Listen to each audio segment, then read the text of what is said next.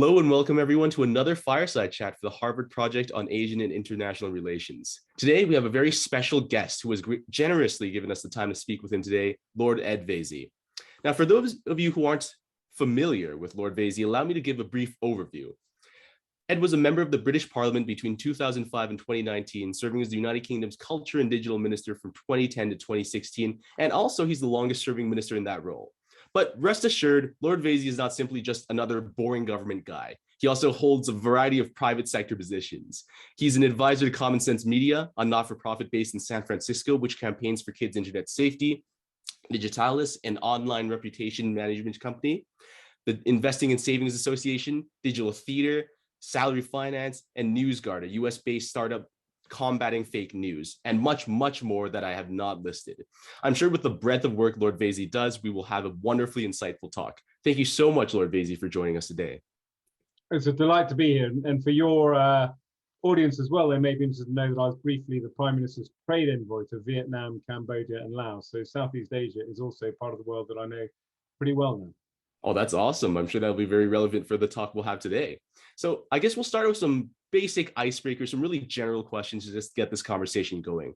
So what do you do for a living? I know I've given a brief overview of your career so far, but it's always more interesting to hear it straight from the source. So I had a variety of careers before I became a politician. I'm in my early 50s now, and when I left university at the end of the 1980s, I joined the Conservative Party. This is the centre-right party of the UK, and it's been in government for most of the many years after the war. People will obviously probably have heard of Margaret Thatcher, who was our Prime Minister in the 80s and very famous and well known in the US in particular. So I worked with them for about 2 years, and I really got the drug of politics. And I knew then that I always wanted to be in public life, but I made a detour to try and have a proper career. I became a lawyer for a few years, but I wasn't a very successful lawyer because I was already addicted to politics. So I got back to politics pretty quickly. And by the time I was in my early 30s, I've been selected to fight a constituency in the UK akin to a district in the US. And I got elected in my mid-30s, and I served in Parliament until the end of the 2010s. And I left Parliament, the House of Commons, as it were, and I got appointed to the upper chamber, the House of Lords, last year. So I continue in public life, and that's my main focus and career. I'm always interested in public policy, but my focus is on two particular areas. I was the technology minister, as you point out, so I'm fascinated about how technology is transforming our lives, and because public policy is what I enjoy most, I'm most interested in how public policy adapts to that. So for example, in the UK, we have a big debate on how to regulate online platforms. That's something that's happening in the US and in Canada and in Australia. That's going to dominate kind of tech politics, if you like, for the next year in the UK. I'm interested in how, Bitcoin and blockchain should affect public policy. I'm interested in space policy, all of the way technology is transforming our lives. But I'm also passionate about culture and the arts. I'm interested in how technology is changing how we interact with culture as well, which is why I work with companies like Digital Theater. But I'm also interested in supporting culture, and I have a number of kind of charitable boards that I sit on there. But I've also found that thanks to my experience in public policy, I can work with a lot of startups. I work with an online textbook company called Perlego, a fintech company called Salary Finance, and all of these companies, they're regulated in some shape or form, and they're always interested in working with people who have worked in public policy to see, how they can navigate, as it were, the analog world of regulation alongside the digital world of transformation. So I spend most of my time with startup companies that are growing quickly in particular areas of interest for me, like fintech and education. Awesome. That's really fascinating. Thank you. And I'd like to transition into some questions about like what you said about your technology side, and more specifically how things like culture, business, and industry work in this digital age. So let's go back to your government role for a bit before we dive into the private sector. You served as the Minister of State for Culture and Digital Economy, during which time I'm sure you've seen and indeed implemented significant changes in how technology has been adapted in society. Additionally, you're a member of the Communications and Digital Committee of the House of Lords, if I'm not mistaken. And these are just a few of your public positions alone. Just to start us off in like this technology question sphere, I'd like to ask a pretty broad question. Over the course of your extensive career, how has the role and prominence of technology in society changed? Well, look, I'm half a century old. So Young, you as an mean? individual, I've seen massive changes. I mean, I was thinking about your question because I can still remember, aged 28, getting my first mobile phone. I was fighting my first parliamentary seat, a seat I wasn't going to win. It was held by the opposition Labour Party, and there was no way I was going to win it. And I was a lawyer at the time, but the seat, I worked in London, and the seat was in a city called Bristol, which is about 100 miles west of London. And I suddenly realized I needed to have one of these things called a mobile phone to keep in touch with my law firm when I was out campaigning in Bristol. And, I've just, this is part of the virtues of lockdown is that you can catch up on all these box sets you never catched up in. So I'm watching The Sopranos, which starts in the late 1990s. And there's a mix of Tony Soprano occasionally on his mobile phone, but also going to payphones to make calls, partly to evade the police. Anyway, I'm not trying to compare myself to a mobster, but the point was I bought this mobile phone. It was like a big deal that I had this mobile phone, and I was 28 years old. I look at my kids now, they're 13 and 14. This is like, what? But even more amazingly, I think, I can still remember, when I became an MP, we were in opposition when I became an MP, but I was the opposition spokesman for technology. And I can remember sitting around a dinner table in about 2008, 2009, and this guy came back from New York with this thing called an iPad.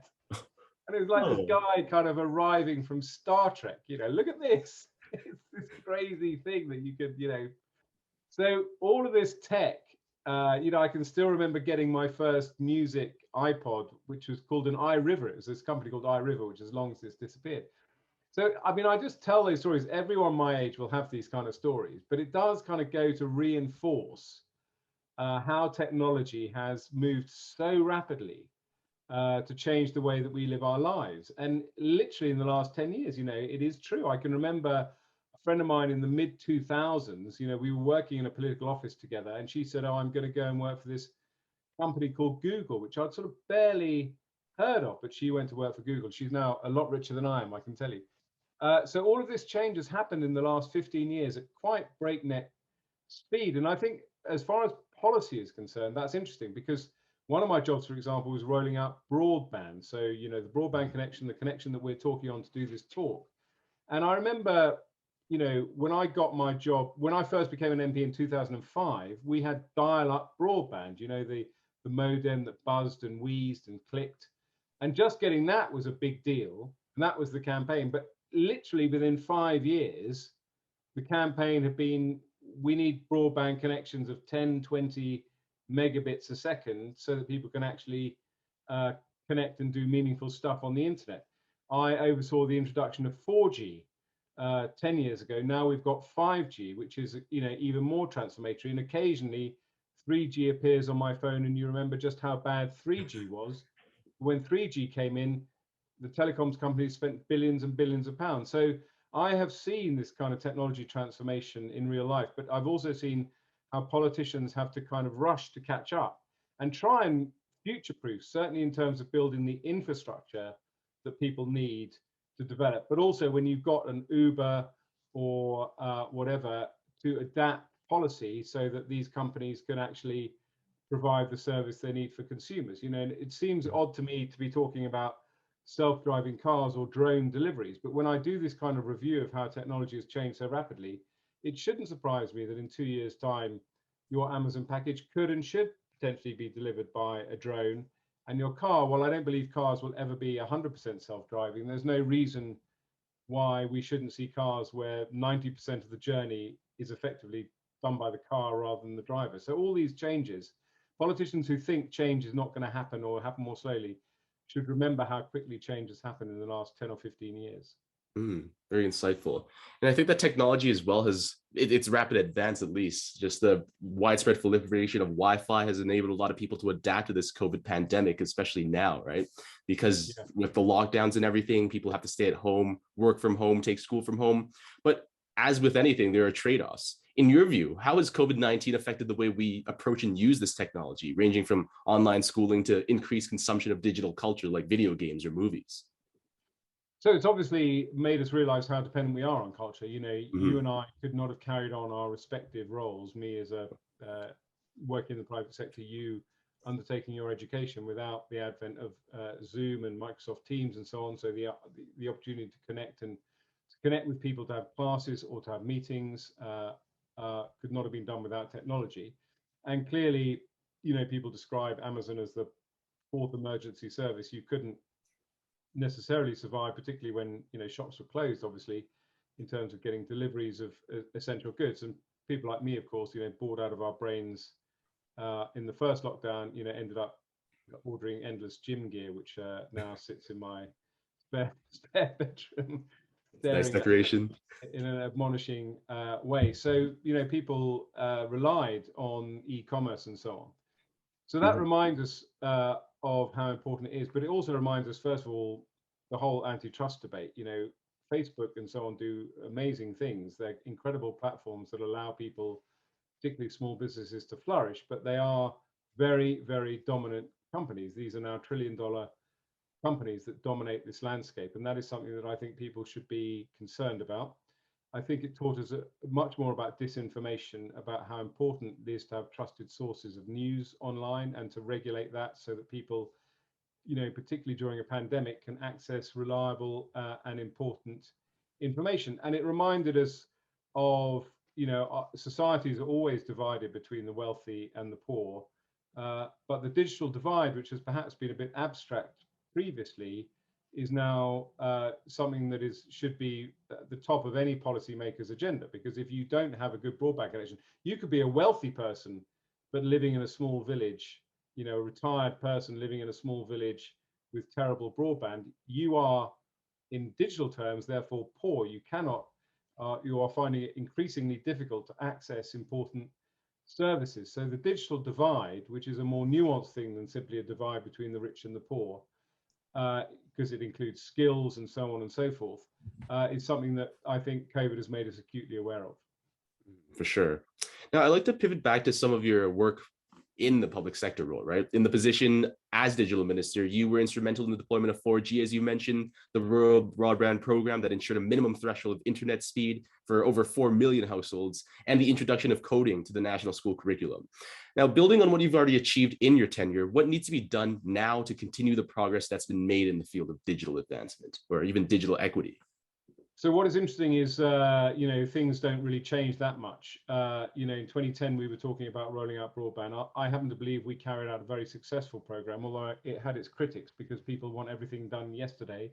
And people don't understand that rolling out broadband is actually a very complex engineering job. And it requires, in fact, planning is probably more important than technology because it requires digging up streets and so on and so forth.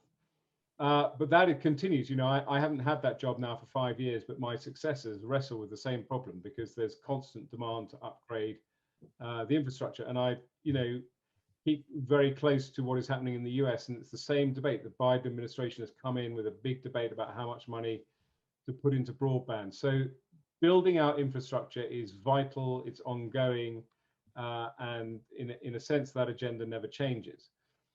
Putting coding in the national curriculum, getting digital skills in schools is really important. But it's all very well for a politician to say we're going to put coding in the national curriculum.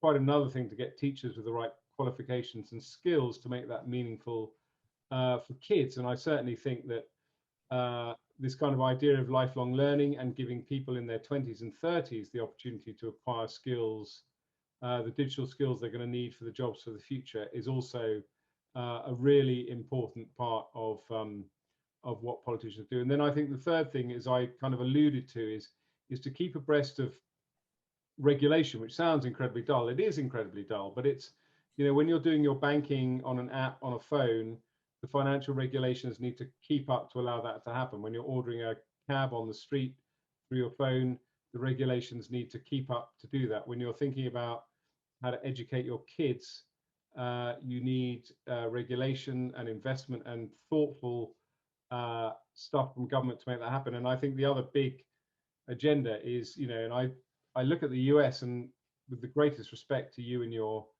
audience, I'm surprised sometimes about how backwards the US is in terms of the bureaucracy that surrounds day-to-day transactions.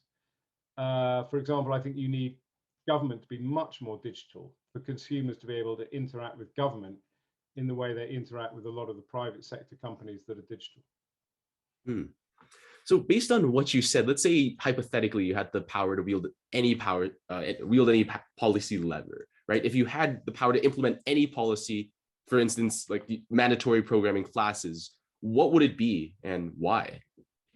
Well, just going back to my last answer, I would re-emphasize the importance of government digital services. I think government digital services are the biggest unsung opportunity in any country. When we were in government, we really pushed ahead with government digital services, and it's a complete win-win. We gave the citizen a much better service, ordering your passport online, getting your driving license online at a much, much cheaper cost to government. So you were delivering a much better service for much, much lower cost.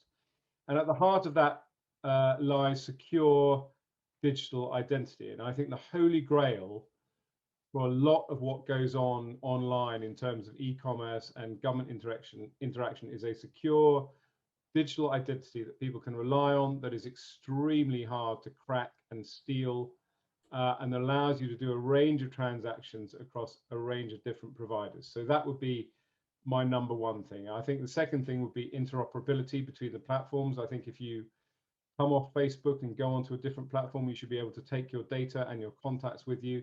So making the platforms, increasing competition that way, so that new providers can rise up and you can move your operations to a new provider seamlessly, would be a great thing to do in terms of the private sector.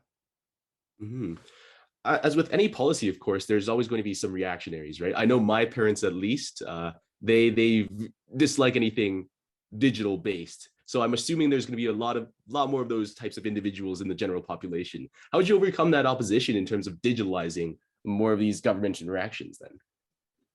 It's a really tough question, actually, because I sympathize a lot with your parents. And I think the kind of example I might use would be cash. Now, as I keep alluding to my ancient age, I haven't used cash for probably 2 years now. I mean, I just do everything with my phone, or occasionally I'm barely using a credit card now because it all goes through my phone. But the idea of using cash is just alien to me. And we're having the debate in the UK at the moment. I mean, Sweden is the most advanced economy in terms of moving to a cashless economy. But politicians in the UK are constantly having to reassure people, saying we will still keep cash going. I'm slightly more hard-hearted than that, and your parents would disapprove of me. I think sometimes you force change by kind of just making things not illegal, but just saying we're only going to do this, with electronic cash or whatever. We're not going to allow you to use physical cash in this transaction. We're going to go cashless. So there is part of me that's quite hard-hearted and say you could only do this transaction if you do it online. And I think people will adapt, but that is not the real kind of political world. And I think politicians will always want to keep a default option. Someone like me who represents a local area, we always have these fights where suddenly the local bank branch is closing down and the traders are saying, well, we can't take our cash into the bank to bank it. And I'm much more hard-hearted, and I just think that is the way the world is going. And people should, lean in a bit and make more of an effort. But it is always going to be the politician's dilemma, getting that transition right. Of course. All right. So now let's move outside of your work in the public service. So I know outside of the public sphere, you hold a variety of business roles in the private sector. And honing in on your experience there, what do you think has to be done by the government? You already mentioned this a bit in terms of deregulation, but beyond just that, how do you make private sector businesses and entrepreneurs perceive an environment as more tech friendly or conducive to, tech and business and all that?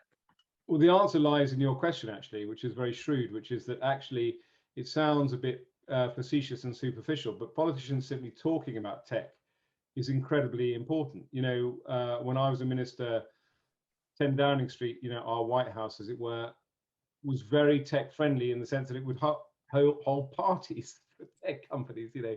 And that sounds ridiculous, but, you know, just simply having people into the building, celebrating what they were doing, engaging with them, talking to them, asking them what the issues were, and constantly banging the drum about how we were a tech friendly country moved the dial. People wanted to come here, the big companies wanted to invest here. It really made a massive difference. You know, I used to welcome French ministers to London, and they had to come over to London to visit all the French tech companies that have based themselves in London. So that's point number one. Point number two is immigration. You need to make it easy for people to recruit people from all over the world. You know, for many of these roles, the talent is in short supply and high demand, and you need to ensure that people with their families can move easily to work for these companies. The third thing is procurement. Government needs to take risks in procuring services from some of these startups. Government is a great customer. They normally pay on time, and they're reliable customers to deal with. And we massively expanded the roster of small tech companies that could provide services to government. So that's the third thing that you can do. And the fourth thing, as you mentioned, you know, I've banged on and on about regulation, is to keep a watchful eye on what obstacles you can move out of the way to allow people to, you know, to allow their tech companies to flourish. For example, we became famous for something called a sandbox in our financial regulator, where a financial tech company could go to the regulator, say, this is what we want to do, and they would work together to see how regulation could be changed to allow them to provide the service they needed to provide. Mm. So I know so far we talked a lot about questions that are generally that are applicable to almost anywhere. I'd like to, if you don't mind, focus on some specific cases, particularly developing economies. Now, a lot of economies, especially in Asia, have made it a mission to industrialize and develop through technological innovation. We see countries like India that have developed their own version of Silicon Valley and entrepreneurial breeding grounds similarly. However, they're far from perfect. Many suffer from high barriers to entry, and others have an almost myopic focus on deep tech at the expense of a vibrant digital culture. It's certainly easier for governments to establish industry from the top down, but what are the conditions necessary for things like culture, arts, and the entertainment industry to develop? Well, I think there are a number of things. First of all, you should never, although tech has its own specific kind of ecosystem and there are specific policy approaches, you should never forget that tech is business, and your approach to business is important as a country. So if I can take the UK as an example, and I do, you know, I'm not a nationalist and waving my Union Jack, but I do think that the UK is one of the greatest countries in the world because we have certain things that we forget in the UK. Many other countries don't share or don't share to the same degree, even in the US. For example, obviously the rule of law, contract law in the UK. If you make a contract with someone, you know you can go to court to get that contract enforced. That's incredibly important, the fact that you have the rule of law and you have an independent court system. Nobody wants to set up a business in a country where you think the only way I can do business is to pay off an official or pay off a judge. So the rule of law applies to all business, whether it's tech or manufacturing or anything else. So that is vitally important. You need a relatively open society. I think immigration is a good thing, and you need a mix of cultures. I know in the US, for example, there are lots of statistics that show that many of the biggest tech companies in the US have been founded by people who have come from India to set up their businesses or are second generation Indian heritage. So having an open society that allows people to come from different cultures is vital. And we have that particularly in London, where you can get, you know, you can scale a company because you are sitting next to somebody who might be from Sweden or Germany or Estonia or Russia, who know those different markets and so on. So that's very important. And the third thing, I think, related to an open society is a free society, without wishing to get too kind of carried away and with the violin music rousingly playing in the background. You know, we have successful creative industries and entertainment industries in this country because we have had a culture here for hundreds of years where you can take the mickey out of the government and be rude to the government and demonstrate and be rude to pretty much anyone you like. And that is encouraged and supported. And we have a state broadcaster which is independent of government, but provides, as it were, the venture capital for a lot of people starting out in the entertainment industry. And also, I'm afraid we also have the English language, which is, again, a kind of, it goes without saying, half the globe speaks English. And one of our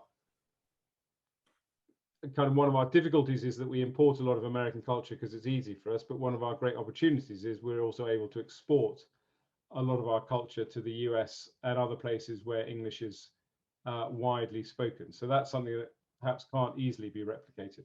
Mhm. And I totally agree with your assessment on what's necessary. But maybe for some of these governments, these are longer term projects that might be difficult to implement. For instance, rule of law, a lot of governments have tried to implement that, although to varying degrees of success, because you need to have a long-standing tradition of such things.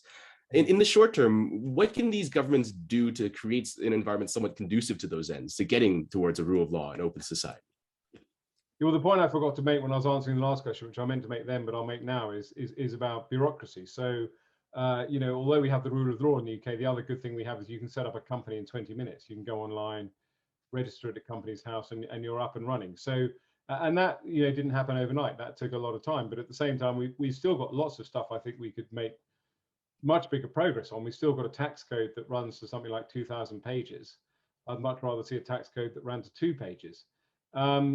And I think any government, whether it's authoritarian, frankly, or a democracy, or halfway between the two, can still, if it's interested in its citizens becoming wealthy and generating wealth for the country, can at least look at its bureaucracy and say, do you need to fill out a 50-page form to start your company, or could we fill out a 1-page form? Is it easier? Can we tax you and still raise the same amount of revenue if we impose 5 taxes on you rather than 25 taxes? So that kind of bureaucracy, if you really want to lean in, regardless of what political system you have, you can make a big difference.